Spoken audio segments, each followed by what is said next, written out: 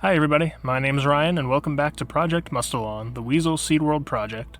In this episode, we'll finally be taking a look at some of the aquatic species that have evolved from the original settlers of the planet, namely the otters and fish.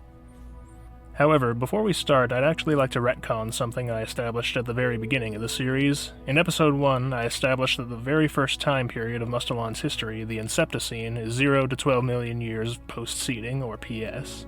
After receiving a few comments expressing a little confusion as to when many of the species in this project began to evolve, I've decided to clear things up a bit. Considering the lack of competition and the wide variety of available niches, I imagine it probably wouldn't have taken long at all for a lot of new species to arise, maybe only a few million years. So I decided to redefine the Inceptocene by shifting its starting time to about 6 million years PS, and its end time to around 18 million years PS. This way, it's a little more clear just when the major physiological changes in many species began to show. This project is still in its infancy, and a lot will be subject to change as it goes on. I want the world of Mustelon to make sense, and I'm open to feedback from my viewers. My aim for this series is for it to be accessible to anyone who's interested in the subject of speculative evolution, along with the lifetime fans of the Spec Evo community. Now that that's out of the way, let's go ahead and dive right into the main subject of this episode, pun very much intended.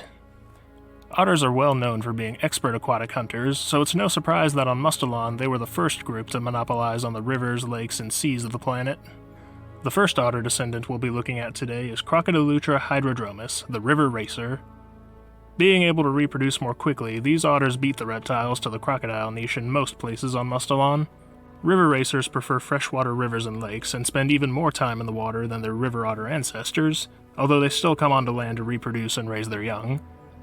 Their streamlined bodies allow them to move through the water with unparalleled grace and agility, and their pointed muzzles make them extremely adept at catching fish, which make up the vast majority of their diet.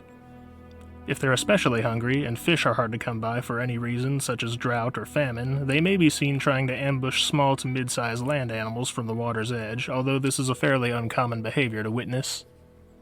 The next otter descendant on our tour is much more marine in its choice of habitat. Thalassolutra pinnipetus, the sea dog, resembles a larger but stockier version of its ancestors. Robust jaws with a powerful set of molars allow them to hold onto and crush prey like crustaceans and mollusks, and feet with long, webbed digits allow them to swiftly pursue fast-moving fish. Just like their cousins, the river racers, sea dogs spend most of their time in the water, but must come onto land to breed and raise offspring. However, these two species are laying the foundations for lineages that will lose all dependence on the land entirely. The sea dogs, for instance, give rise to a branch of otters that scarcely resemble otters at all.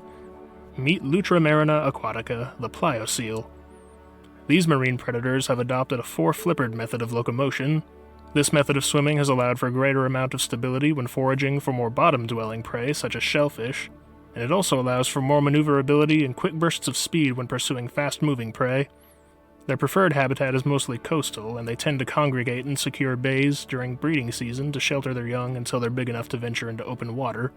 While the plio seals tend to stick closer to shore, the river racers have actually given rise to a much more ocean-going lineage of hunters. This is Marilutra delphinus, or as I call them, flukers. Like the plio seals, these otters have abandoned the land entirely, although unlike the plio seals, they prefer going further out to sea to hunt for their food. The fluker has traded its hind legs for flippers, and, as their name implies, traded their tails for flukes like those of whales. However, the fluker has kept one key trait from its ancestors. Rather than flippers, the fluker's forelimbs have remained paws with webbed toes and claws at the end of each digit.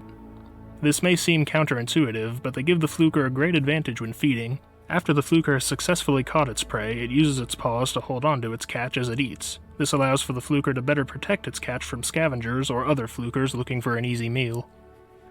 We've talked about some of the otter lineages that have come about in the waters of Mustelon, but what about the animals that they share these habitats with? The fish of Mustelon have also been busy establishing themselves in a variety of niches. The first of the fish we'll be taking a look at is Vertiperca spinosa, the spiny perch. These are descendants of the yellow perch and have evolved some impressive defenses from predators. Yellow perch on Earth have sharp spines on their dorsal fins and along their gills to protect themselves from being eaten. Their descendants on Mustelon have taken these spines to the next level, and have evolved exaggerated dorsal and opercular spines to deter predators.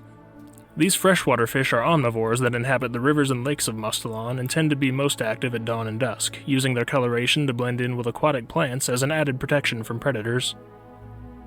And speaking of predators, the next fish we'll be looking at, and one of my favorites of this episode, is Lingualurus piscator, the trapdoor trout. Descended from brown trout, trapdoor trout are freshwater hunters that put a unique spin on the ambush hunting tactics of their ancestors. The trapdoor trout uses its coloration to blend in with the substrate at the bottom of rivers. When they found an ideal spot, they'll lie in wait with their jaws wide open, revealing a bright pink tongue that wiggles to resemble the movement of a worm, drawing in curious fish. When the fish gets close enough, the trapdoor trout will snap its jaws shut around the fish, devouring it quickly. Once finished, the trout sets up the trap again, waiting for another fish to swim into its waiting jaws. Being saltwater fish for the majority of their life cycle, salmon were quick to take over the oceans of Mustelon. One such example is Salmosqualus ferox, the shark salmon. These enormous fish have become fearsome hunters and are able to chase after prey with astounding speed. While mostly preying on fish, the shark salmon would never pass up the chance to dine on the pups of a marine otter such as the fluker or plioseal, but would find itself having to put up quite the fight against a highly protective mother. Male salmon on Earth go through dramatic physical changes during their breeding season, including their scales shifting from silver to a bright red. Although male shark salmon do not go through quite as dramatic of a change, during the breeding season the males develop bright red spots along their bodies to impress females and intimidate rival males. The healthier the male, the brighter the red, and the better their chances of reproducing with a female. Not all salmon have taken the route of a large predator, however. Some salmon, such as Conchifracta robusta, the rocktooth, have adapted to different lifestyles and diets. Thick jaws and robust teeth give the rocktooth an advantage when eating their favorite prey, shellfish and small crustaceans. Rocktooths can typically be found along rocky coasts and near reefs, using patience and precision to quickly dispatch their prey by cracking open their outer shells.